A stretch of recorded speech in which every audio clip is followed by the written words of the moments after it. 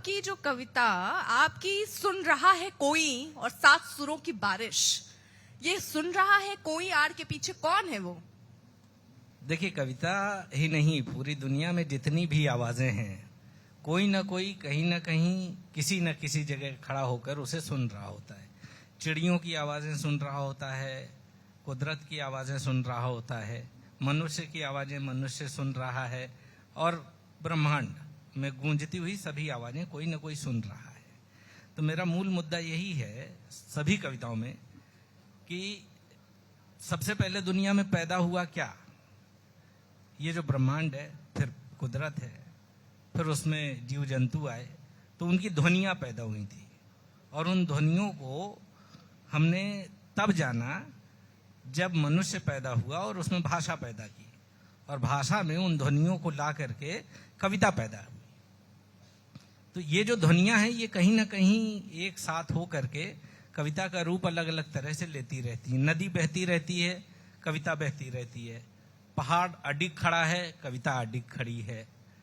मनुष्य सत्य और असत्य, पाप और पुण्य, इन्हीं के बीच में जिंदगी में झूलता रहता है, और कविता उसी के बीच में चलती रहती है।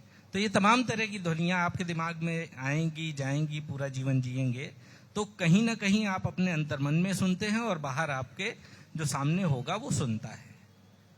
अब 4 पंक्तियां होनी चाहिए। जी हाँ, मेरा एक संग्रह है कविता का गणित और राजनीति। अच्छा, कविता का गणित और राजनीति भी होती है? जी हाँ। राजनीति तो हम लोग एकदम कांग्रेस, टीएमसी, बीजेपी, आपने कविता की भी बता दी। जी हाँ, कविता में बिना राजनीति के कविता हो ही नहीं सकती, क्योंकि कविता कहीं ना कहीं नीति पर चलती है, और नीतियां कहीं ना कहीं अपने राज दबाए रखती हैं।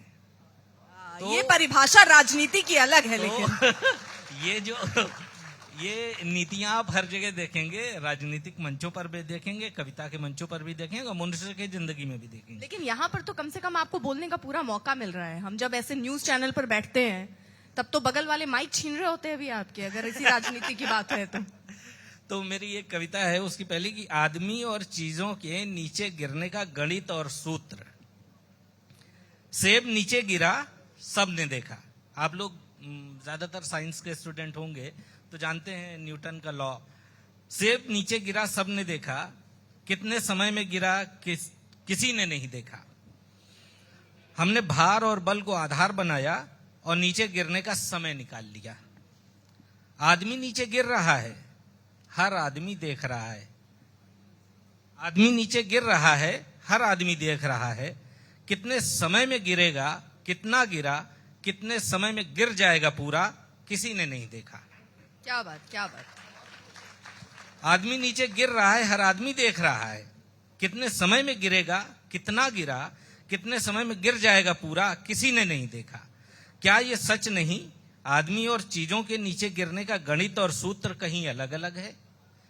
क्या ये सच नहीं कि आदमी और चीजों के नीचे गिरने का गणित और सूत्र कहीं अलग अलग है? आदमी के गिरने में कोई गुरुत्वाकर्षण बल खींचता है क्या? आदमी के नीचे गिरने में कोई गुरुत्वाकर्षण बल खींचता है क्या? जबकि मैं जानता हूं कविता के भीतर आदमी के गिरने का गणित और राजनीतिक सूत्र छिपे हुए हैं। जबकि मैं जानता हूं आदमी के गिरने का गणित और राजनीतिक सूत्र कविता में छुपे हुए हैं।